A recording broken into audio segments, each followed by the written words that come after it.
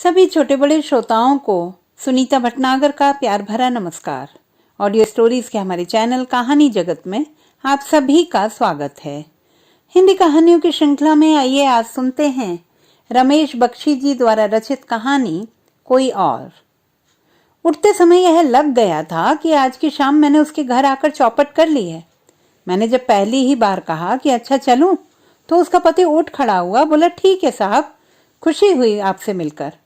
वह यह कहकर दूसरे कमरे में चला गया। मुझे यह लग गया कि अपने पति का यह सूखा व्यवहार उसे भी अच्छा नहीं लगा है, लेकिन न कुछ किया जा सकता था, न कुछ बोला ही जा सकता था। वह फिर भी बोली, थोड़ी देर और बैठते। नहीं, मैं अब चलूंगा, मुझे कुछ दोस्तों से और मिलना है। तो मैं आपकी दोस्त नहीं हूँ? देखिए, उस दिन आपने प्रॉमिस किया था कि आप मुझे पेंटिंग सिखाएंगे। उस बात को आप भूलेंगे नहीं। अगली बार जब आएंगे तभी हम धूमिल के यहाँ चलेंगे और रंग खरीद लाएंगे। वह मेरे पास बैठी थी और खूब प्रसन्न मन से बात कर रही थी। मैं तो ऑयल पर ही काम सीखना चाहती हूँ। खूब बड़ा कैनवास खरीदवा दीजिएगा मुझे। तो मैं एक बहुत बड़ी पेंटिंग बनाना चाहती हूँ। मैं उठ खड़ा हुआ था, क्योंकि पास के कमरे में उसका पति टहल रहा था और मुझे लगा कि उसे मेरा यहाँ आना पसंद नहीं आया है। दरवाजे पर जब हम पहुंचे तो उसका पति भी पीछे पीछे आ गया। शायद वह यह देखना चाहता था कि विदा होते समय हम क्या बोलते हैं, लेकिन वह भी कम नहीं थी। बोली, आप कपड़े बदलिए, तब तक मैं इन्हें लॉन तक छोड़ देती हूँ। पति ने कुछ कहा नहीं, लेकिन चुप रहा। मैंने नमस्कार किया तो उसने भी नमस्कार कर लिया और फिर अंदर चला गया। लॉन तक जाकर मैंने कहा, अब आप जाइए, मैं चला जाऊंगा। लेकिन जाएंगे कैसे? बस मिलेगी क्या इस समय? मैं देख लूंगा, बस ना मिली तो स्कूटर ले लूंगा, लेकिन आप जाएंगे जरूर। मैं जानती हूँ कि आज आप बोर हो गए होंगे। इनका स्वभाव खास मनहूस है। नहीं तो मुझे तो खुशी हुई उनसे मिलकर। 3-4 बार आया, लेकिन वे कभी घर पर थे ही नहीं। आज ही तो मिले हैं, मैंने शालीनता से कहा और आगे बढ़ गया। मैंने घूमकर देखा कि दूर, बहुत दूर आ जाने पर उसने लॉन की फटकी बंद की, यानी वह मुझे दूर तक जाता हुआ देखती रही थी। मैं आगे बढ़कर बस स्टॉप पर खड़ा हो गया और इत्मीनान से सिगरेट जला ली। मेरे सामने उसके पति का चेहरा बार बार आ जा रहा था। वह अफसर किस्म का आदमी लग रहा था। सिर पर कुछ गंजा है और तितली किस्म की मूछें रखे है। जब वह कुछ बोलता था तो नाक के साथ वह तितली भी हरकत करती थी। मैं इसके घर कई बार आया हूँ, लेकिन वह हमेशा अकेली ही मिली। पहली ही बार में मुझसे खूब खुलकर बात की और कह बैठी कि एग्जीबिशन में जो लास्ट लव शीर्षक का चित्र था वह उसे बेहद अच्छा लगा है। मैंने कह दिया कि आप ले लीजिए, तो उसने आग्रह किया कि अगली बार मैं वह चित्र उसके घर पहुंचा दूं। बात यह है कि उसने मेरी इतनी प्रशंसा की कि मुझे लगा कि अब चित्र दे देने में कोई हर्ज नहीं है। मैं पिछले रविवार को ही वह चित्र लेकर आया था। उस दिन भी इसका पति था ही नहीं। उसने बतलाया था कि वे दौरे पर गए हैं और कल लौटेंगे। उसने ही पूछा था कि इस चित्र को कहाँ लगाया जाए। फिर खुद ही बोली थी कि बेडरूम की दीवार खासी चौड़ी है। वाकई वह दीवार मुझे बहुत अच्छी लगी। मैंने खुद कील गाड़कर चित्र लगा दिया था, तो वह सामने बेड पर ही बैठकर एकटक उस चित्र को देखती रही थी। बोली थी, यहाँ पास आइए और अपनी तस्वीर की बारीकी मुझे समझाइए। मैं संकोच से दूर ही खड़ा रहा। आखिर उसके बेड पर कैसे बैठता, और आसपास कोई कुर्सी स्टूल तो था ही नहीं। मेरा संकोच वह समझ गई और बोली, अरे आइए ना, आप भी अजीब संकोची हैं, यहाँ आइए ना। मैं बेड के एक कोने पर बैठ गया तो वह मेरे पास सरक आई। देखिए, मैं जो समझी हूँ वह पहले बता दूं। हाँ हाँ, बतलाइए। शीर्षक से कुछ अंदाजा तो लग ही जाता है, लेकिन अगर शीर्षक नहीं होता तो भी मतलब साफ था। अपने वह सारे रंगीन फल और तैरते हुए रंग और संगीत की लहरें बनाई थी। शायद बनाई नहीं थी, लेकिन आपके मन में वह सब था जो प्रेम के समय अमूमन हुआ करता है। फिर आपने एक आंधी पैदा कर दी। आंधी के कारण फूल टूटकर झरकर बिखर गए। रंगों का तैरना ज्वार बन गया और संगीत की लहरें दीवारों से, छतों से सिर फोड़ने लगी। प्रेम कैसे उजड़ता है यह दिख रहा है। संगीत जैसे महल की तरह था और वह खंडहर के रूप में उदास हो गया है। वह चुप हुई और चित्र की तरफ खूब प्रशंसा के भाव से देखने लगी। मैं खुद भी इतना अच्छा विश्लेषण नहीं कर पाता जितना अच्छा विश्लेषण आपने किया है। मैं उसकी तरफ देखने लगा तो वह मेरी आंखों पर रुक गई। यही तस्वीर आपकी आंखों में भी है।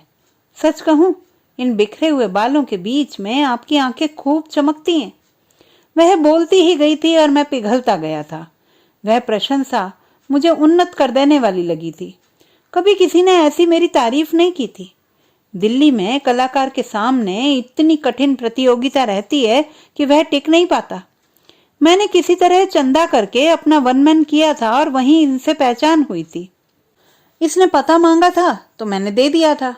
उसके 4 दिन बाद ही एक पत्र मिला था कि मैं उससे मिलूं। कनॉट प्लेस से पंचकुइयां बहुत नजदीक है, सो उसके घर चला गया था। उस शाम भी इसका पति था नहीं घर पर। पहली बार में ही मुझे इसके कारण खूब अपनापा लगा था। बोली थी, यह जो लेखक होते हैं ना, उनका दर्द वैसा का वैसा ही कह दिया जा सकता है, लेकिन चित्रकार का दर्द कुछ और ही होता है। अगर यह लुटता है तो पूरे बाग को रुलाता है। अगर वह उदास होता है तो सारे आकाश को काला कर देता है। अगर उस पर कोई संकट आता है तो वह सारी दुनिया में तूफान पैदा कर देता है। मैं बहुत प्रभावित हुआ था उसके वाक्यों से। फिर उसने पानी गर्म किया था और प्याले में खूब घोंट घोंट कर मेरे लिए झाग वाली कॉफी बनाई थी। खाने के लिए सैंडविचेस थे। मैंने खाने को मना किया तो वह एक टुकड़ा हाथ में लेकर मेरे मुंह के पास आ गई। उसके हाथ से जब मैंने टुकड़ा ले लिया तो जाना कि वह दूधिया रंग की कलाई भर चूड़ियां पहने हुए थी। सब कुछ दूधिया था उसके शरीर पर। यहाँ तक कि वह माथे पर जो बिंदी लगाई थी वह भी उसी रंग की थी। साड़ी पर सुनहरी किनार थी और वह मुस्कुराते समय भौहें ऊंचा करके नीचे की तरफ देखती थी। इतनी खाली थी उसकी आंखें जैसे दूर तक बियाबान हो। एक बार कुछ बोलते हुए उसने छत की तरफ देखा था। मुझे लगा था कि जैसे किसी ने मुट्ठी में समुद्र को बांध लिया हो। पुतलियां ऊपर और भौहें नीचे, जैसे कोई चीज सिकुड़ती जा रही है। मैं बोला था, आपकी आंखें बहुत एक्सप्रेसिव हैं। मुझे इनमें समुद्र और रेगिस्तान सब कुछ दिख रहा है। वह मुस्कुराई और उसने सिर नीचे झुका लिया। फिर सिर उठाकर बोली, और अब? उसने दोनों पुतलियों को नाक की तरफ खींच लिया था और उन्हें बहंगा बना लिया था। मैं हंस दिया। अरे, आप तो खासी कलाकार हैं। मैं आंखों को ऐसी नहीं कर सकता। अब भी आंखें सुंदर हैं। वह वैसी आंखों से ही बोली थी जैसे किसी ने पानी में बाटा डाल दिया हो और 2 मछलियां एक साथ फंस गई हों। वह हंस दी और उसने आंखों को फिर ढीला छोड़कर ठीक कर लिया। तो लीजिए, छोड़ दिया मछलियों को। उस कसरत से उसकी आंखों में लाली तैर आई थी और ऐसा लगने लगा कि जैसे दूर तक रेगिस्तान है और सूरज डूब रहा है। मैं मुग्ध सा उसकी तरफ देखता ही रह गया था। सच कहूं तो उसकी आंखों पर से मेरी आंखें हटती ही नहीं। मैंने मन में तय कर लिया था कि मोनालिसा की मुस्कान अगर लिनादो ने चित्रित की है तो मैं उसकी आंखें बनाऊंगा। ऐसी आंखें कि वह विश्व विख्यात मुस्कान उसके सामने पानी भरे। सहसा एक कार के अपने सामने आ रुकने से मैं चौंक गया। हॉर्न बजा तो मुझे लगा कि कार मेरे लिए ही रुकी थी। आगे जाकर देखा तो पाया कि उसका पति है। दरवाजा उंडेलता हुआ वह बोला, अरे, अब तक नहीं मिली बस? आइए, मैं आपको छोड़ दूं। मैं कह नहीं पाया कि इस कृपा की कोई जरूरत नहीं है और अंदर जा बैठा।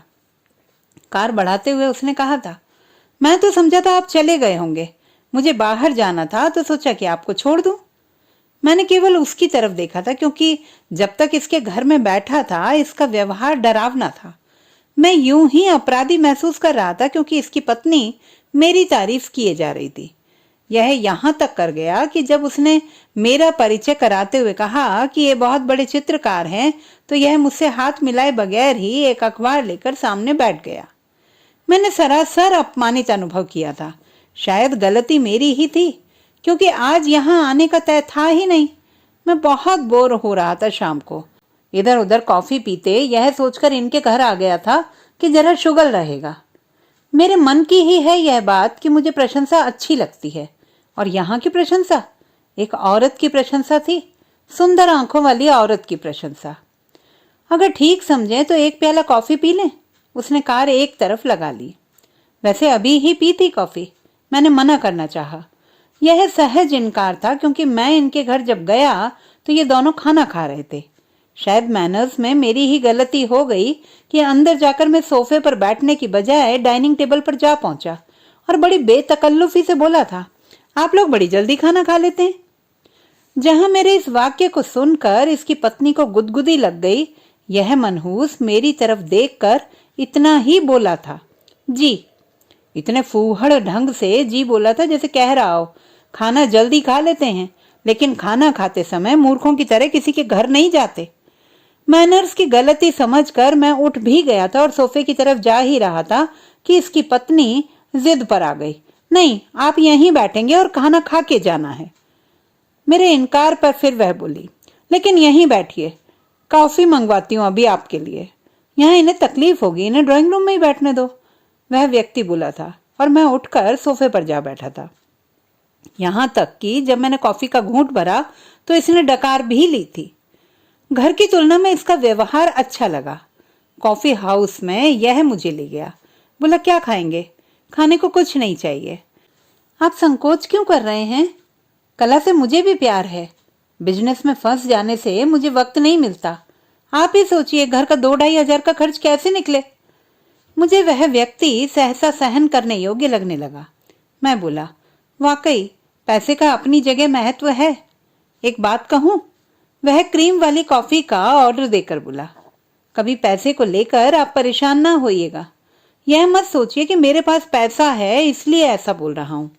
सच तो यह है कि मेरे मन में कलाकारों के प्रति बड़ा सम्मान है और उनकी भिखारियों जैसी हालत देखकर बड़ा दुख होता है।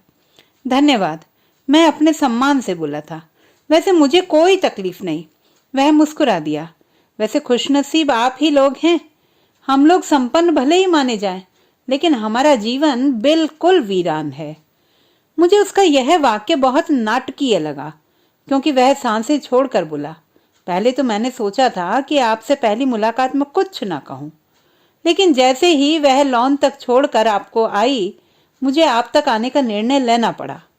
मैं उसके इस वाक्य का ठीक से अर्थ समझ नहीं पाया तो जिज्ञासा से बोल उठा, जी? जानते हैं वह कमरे में आकर क्या बोली मुझसे? वह जरा रुका और मुझे आशंकित देखकर बोला, उसने कहा कि उस आदमी का आपने अपमान किया है। आप ही बताइए, क्या मैंने आपका अपमान किया था? यह मैं मानता हूं कि दिन भर मर खप कर लौटा हूं तो बहुत शिथिल हो जाता हूं, और यही हुआ आज भी मेरे साथ। शायद आपको भी लगा हो कि मैं मनहूस आदमी हूं। जी, मुझे नहीं लगा ऐसा, और यह उनकी गलती है जो आपसे उन्होंने ऐसा कहा। वैसे आज मैं आने वाला भी नहीं था, लेकिन मैं कोई सफाई नहीं मांग रहा हूं आपसे। वह कॉफी डालता हुआ बोला, मुझे तो यह भी नहीं मालूम कि आप घर कितनी बार आए हैं। आपका चित्र बेडरूम में जब टंगा देखा तो पूछा था मैंने उससे, तभी उसने आपका नाम बतलाया और कहा कि आपसे लिया है उसने वह चित्र। हाँ, उन्हें वह चित्र पसंद आया था। मुझे उससे कोई ऐतराज नहीं। वह बोला, लेकिन आप ही सोचिए, प्यारी चीजें ड्राइंग रूम में लगती हैं या बेडरूम में? आप ही बतलाइए कि कोई पति पत्नी कभी किसी को बेडरूम में घुसने भी देते हैं? वो मैं कहने ही वाला था कि उस चित्र को बेडरूम में लगाने का दोष मेरा नहीं है। वह वहां उसके कहने से ही मैंने लगाया था। बोलना सहसा मैंने रोक लिया, क्योंकि मुझे लगा कि यदि यह मुझे उसके बेड पर बैठा हुआ देख लेता तब तो जान ही ले लेता। आप परेशान ना होइए, ना ही आपको परेशान करने के लिए यह कहा गया है। मैं तो आपके सामने एक बात रखना चाह रहा हूँ, लेकिन यह तो मुझे समझ में आ ही रहा है कि आप डिस्टर्ब हुए हैं। मुझे खुशी है कि आप मेरी परेशानी को समझ पाए हैं। वैसे कोई नहीं समझ पाता है। रुपया पैसा ही सब कुछ नहीं है, आदमी को किसी और चीज की भी जरूरत होती है। लेकिन आपका घर तो खासा सुंदर है, साथ ही इतनी सुंदर पत्नी। उसने एक घूंट लिया और बोला, हाँ, यह सभी कहते हैं। कई लोगों से मैं यह सुन चुका हूं कि मेरी पत्नी की आंखें बड़ी सुंदर हैं। जी, मैं भी यही कहना चाहता था कि उनकी आंखों में जादू है। तो क्या इस जादू ने आपको भी मारा है? मैं आपका मतलब नहीं समझा। मैं प्याला हाथ में लेकर उसकी तरफ देखता रह गया। उसकी मूंछ वाली तितली जरा देर को कांपने लगी थी। उसने क्रोध से आखिरी घूंट भरा और हंस दिया। मुझे इसी बात का संदेह था। मैं चुप उसके सामने बैठा रहा। मेरे प्याले में कॉफी थी, लेकिन मैं उसे पी नहीं पा रहा था। सहसा यह लगा कि कोई गलत वाक्य मैंने बोल दिया है। देखिए, आपके मन में परेशानी आ गई है और यह परेशानी आना स्वाभाविक है। आप अविवाहित हैं तो जान नहीं सकते इस बात को, लेकिन किसी को कैसा लगता होगा कि उसकी ही पत्नी अपने पति पर ध्यान नहीं देती और उसके पति को यह एहसास बारहा होता है कि वह इस घर के बोझ को ढोने वाला बैल है। उसने सिगरेट जला ली। मुझसे नहीं कहा कि सिगरेट ले लूं, लेकिन सिगरेट जलाकर डिबिया मेरी ओर खिसका दी। उसे चुप देखकर मैं चौंक गया। कहीं कोई ऐसी बात नहीं हुई थी उस औरत से मिलने में कि जिसके कारण मैं अपराध महसूस करता, क्योंकि यह स्पष्ट था कि वह विवाहित है और मेरी प्रशंसा कर सकती है। जैसे कुंवारी लड़की से मिलते समय उसे छू लेने या उसे छीन लेने की तबीयत होती है, वैसी कोई तबीयत उस औरत के लिए नहीं हुई थी। वह आंख वाली घटना जिस दिन हुई, उस रात मैं सो ही नहीं पाया था, क्योंकि बार बार 2 मछलियां सामने आ जाती थी। मैंने अपने आप से कहा भी था कि उस औरत के प्रति अगर कोई और विचार मन में आया तो तुम बेहद नीच आदमी साबित हो जाओगे। यह मैं अपने आप को साक्षी से कह सकता हूँ कि उसी रात मैंने एक कैनवास पर कांटे में फंसी हुई 2 मछलियां बनाना शुरू किया था, लेकिन मैं उसकी आंखों के माध्यम से अपने मन के अंदर की तड़प बनाना चाहता था। यह शुद्ध सात्विक भावना थी। शायद इसका पति उस चित्र को देखे तो कह देगा कि उतर आए ना अपनी औकात पर।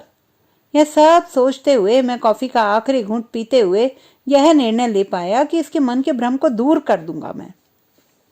मैं नहीं जानता कि आपका विवाहित जीवन कैसा है, वह मैं खुद बतलाए देता हूँ।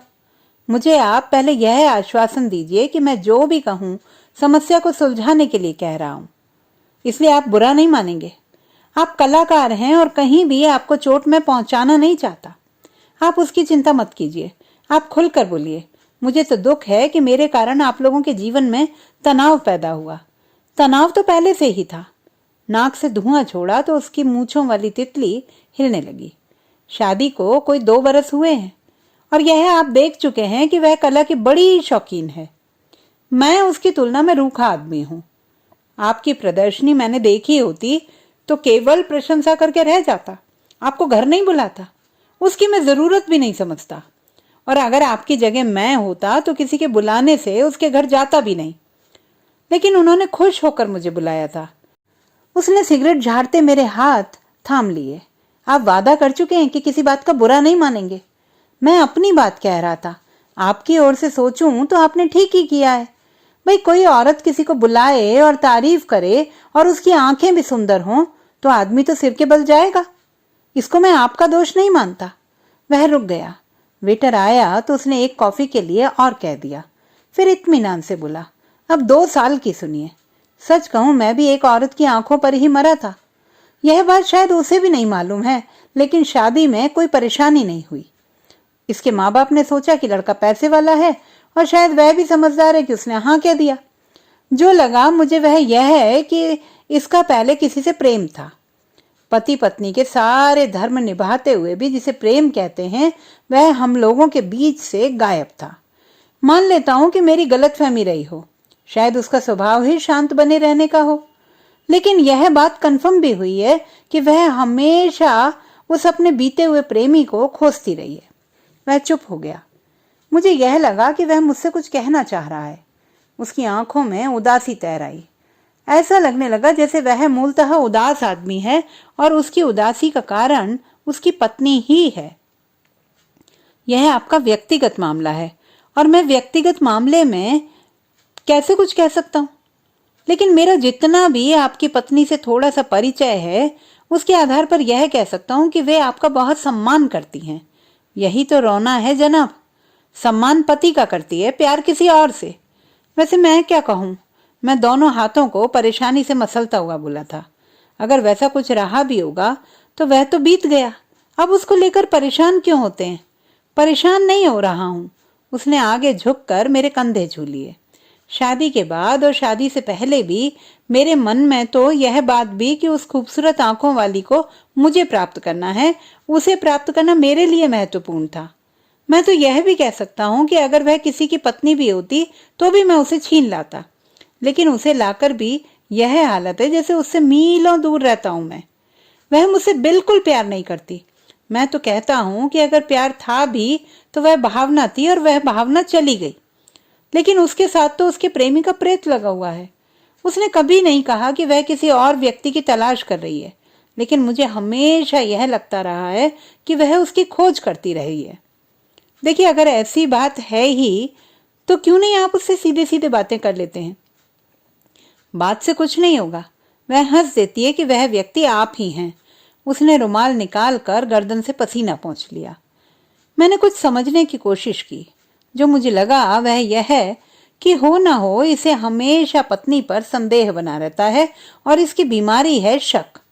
बहुत ही सधे हुए शब्दों में मैंने बात शुरू की। मैं आपसे उम्र में बहुत छोटा हूं और औरतों के बारे में मेरा ज्ञान शून्य के बराबर है। मैं तो यही समझता हूं कि प्यार या शादी के संबंध कभी नहीं टूटते। कहीं ऐसा तो नहीं है कि आपको व्यर्थ ही संदेह हो रहा हो? जी, उसने जोर से सांस छोड़ी।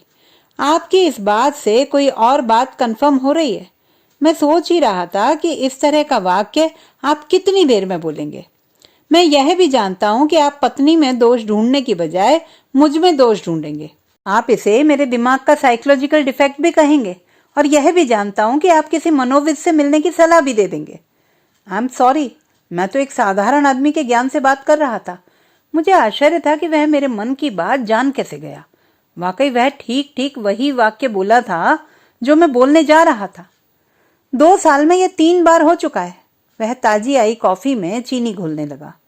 पिछले दिनों बीबी को फ्रेंच सीखने की धुन सवार हुई थी। यह एक प्रोफेसर को ले आई। पढ़ाई क्या हुई है कि मेरे सिर पर हथौड़े चलने लगे। वह करने लगा इसकी आंखों की तारीफ। 1 महीने बाद तो हालत यह हो गई कि यह फ्रेंच में उससे कुछ कहे और मैं उल्लुओं की तरह सुनूं। मैंने यह तक देखा कि दोनों घुल मिलकर हंसते रहते। मुझे यह साफ लगा कि यह फ्रेंच सीखना एक बहाना है और मेरी पत्नी मुझे बेवकूफ बना रही है। वह निश्चित ही इसका प्रेमी रहा होगा, क्योंकि उसके लिए हमेशा कॉफी बनाती रहती।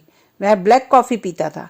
यह भी कहना चाहता हूं कि उस प्रोफेसर के कारण श्रीमती जी बहुत प्रसन्न रहने लगी।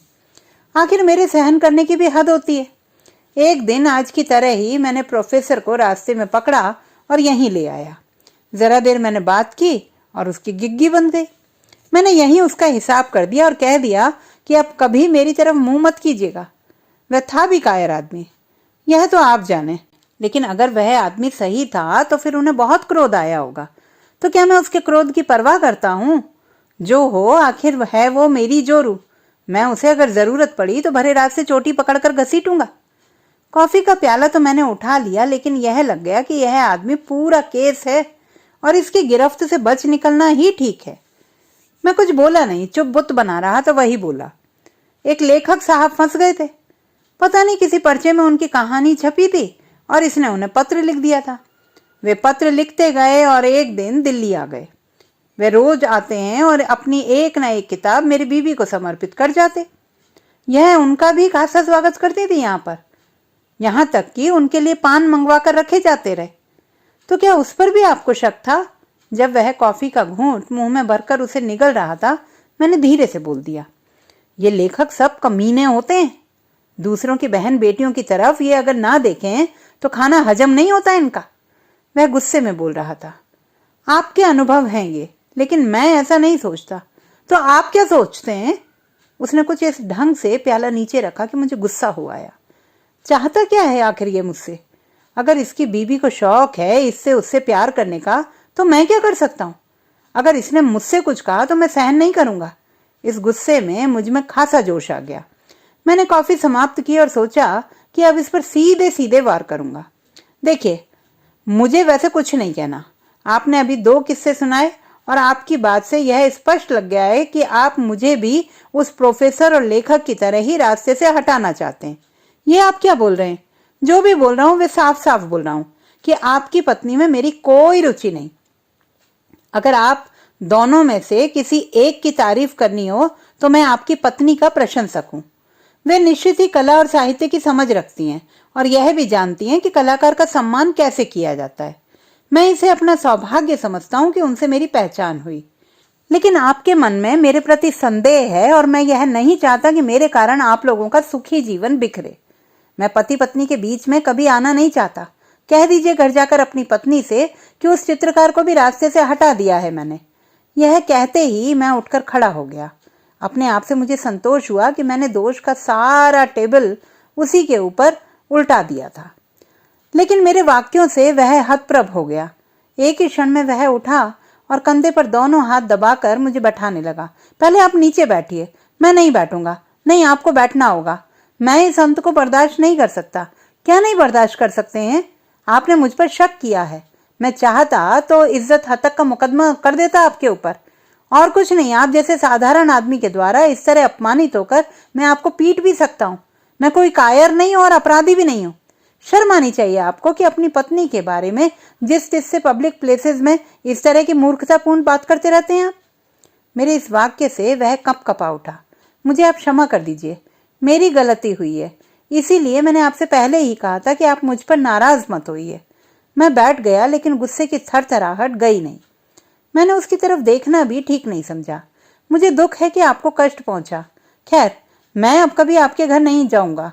साथ ही यह भी कहना चाहता हूं कि घर में कोई लठैत नौकर रख लीजिए जो उनकी रक्षा किया करे। आप गुस्से में हैं और मैं आपको बोलने से मना नहीं करूंगा, लेकिन घर जरूर आइए। एकदम अगर आपने आना बंद कर दिया तो मेरी मुश्किल हो जाएगी। इसमें मुश्किल की क्या बात है? मुश्किल तो है ही। वह यह समझेगी कि मैंने आपको आने से मना कर दिया और प्रतिक्रिया यह होगी उस पर कि वह खुद आपको ढूंढने आपके घर पहुंच जाएगी। उससे तो और भी टेंशन पैदा होगा। आखिर आप चाहते क्या हैं? मैंने मेज पर मुक्का मारकर कहा। यह तो स्पष्ट है कि आपको यह लगा है कि मैं उसका प्रेमी हूं। आपने मुझे गलत समझा। वह बहुत धीरे बोला। मुझे शक केवल इस बात का है कि उसका वह प्रेमी कोई है जरूर और मैं उसे ढूंढ लेना चाहता हूँ। होता है कि वह प्रेमी भी इतना सजग हो सकता है कि पति पत्नी के बीच में ना आना चाहे। आप नहीं जानते, अगर वह प्रेमी मिल जाए तो मैं क्या करता। मैंने उसकी तरफ गौर से देखा। उसके चेहरे पर अजीब सा जंगली भाव मैंने देखा। नाक के ऊपर की तितली उसके चेहरे को और भी कठोर बनाए दे रही थी। उसकी आंखों में गुलाबी डोरे भी थे। मुझे उस पर दया भी आई कि अपनी पसंद की लड़की से शादी की तो खुद ही नींद हराम कर ली इसने। इसे हर आदमी की शक्ल उसके भूतपूर्व प्रेमी जैसी लगती है और यह उसका खून करने पर उतारू है। मेरी यह खोज रुकेगी नहीं। मैं अपनी कोशिश भर यह चाहूंगा कि जैसे भी उसका पता चले। आप कल्पना नहीं कर सकते हैं कि वह हमेशा खिड़की से बाहर देखा करती है। आप पर मेरा संदेह अधिक पक्का इसलिए भी हुआ कि आप स्वभाव से अक्खड़ लगे हैं, लेकिन मैं वह व्यक्ति नहीं हूं। आपका यह रंग ढंग देखकर अगर कभी असली आदमी सामने आया भी ना तो भाग खड़ा होगा। इसमें भागने की क्या बात है? वह कह सकता है मुझसे कि मैं आपकी पत्नी का पहला प्रेमी हूं। मैं हल्के से हंस दिया। उस समय वह व्यक्ति बहुत भोला लग रहा था। मैंने कहा, यानी वह मौत को खुद बुलाए। वैसे क्या सोचते हैं आप, उस पर वार कर बैठेंगे छुरे चाकू से या उसे किसी मुकदमे में फंसा देंगे? अब आप मेरा अपमान कर रहे हैं। मैं तो सोच भी नहीं सकता कि किसी का खून किया भी जा सकता है। क्यों नहीं किया जा सकता? आपके पास कारण साफ है कि आपकी पत्नी पर वह नजर डाले। मैं आपको बोलने नहीं दूंगा। सच मानिए, मैं इस तनाव से मुक्त होना चाहता हूं कि मेरी पत्नी के मन में कोई और व्यक्ति है। हम लोग साथ खाते हैं, उठते बैठते हैं, प्यार करते हैं और सभी कुछ होता है, लेकिन यह स्पष्ट है कि मैं उस पर थोपा हुआ आदमी हूं। वह किसी दूसरे व्यक्ति में जितनी रुचि लेती है उससे आधी रुचि भी मुझ में नहीं लेती। हम लोग अपने बेडरूम में भी दो दुश्मनों की तरह सोते हैं और जब तब छापा मारों की तरह एक दूसरे पर हमला करते रहते हैं। मेरे गुस्से से आपको कोई हमदर्दी ना हो, लेकिन मेरी समस्या के प्रति जरूर होगी। मेरा सुख चैन सब कुछ हराम है। मुझे हमेशा यह लगता रहता है कि मेरी पत्नी की आंखों में कोई और है। यह भ्रम होता तो मैं अपनी गलती मान भी लेता, लेकिन यह सच है।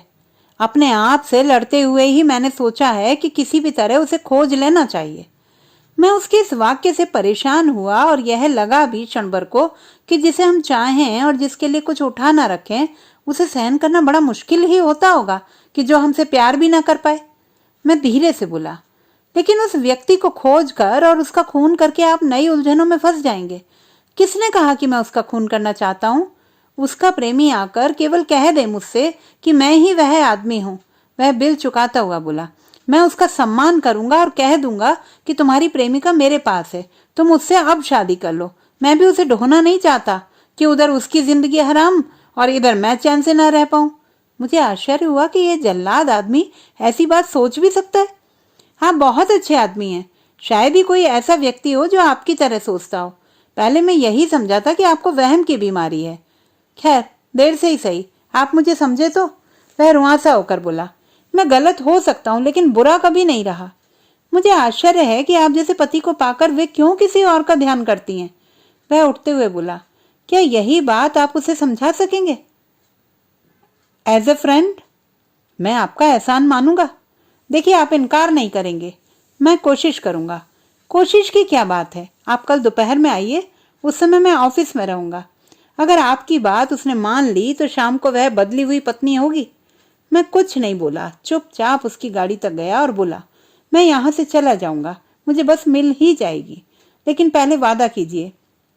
विश्वास मानिए, बाद में कभी उसका असली प्रेमी सामने आ भी गया तो मैं भी रास्ते से हट जाऊंगा। कैसी बातें करते हैं आप?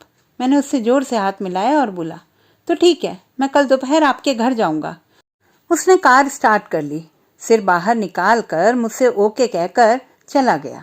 मैं घर लौटते रास्ते भर मन ही मन रिहर्सल करता रहा कि कल उसके घर जाकर मुझे जो वाक्य बोलना है वह निर्भय होकर बोलूंगा, परिणाम फिर चाहे जो भी हो। तो दोस्तों, ये थी हमारी आज की कहानी। आपको कैसी लगी कमेंट बॉक्स में लिखना ना भूलें। चैनल को सब्सक्राइब करें, लाइक करें और मित्रों के साथ शेयर करें।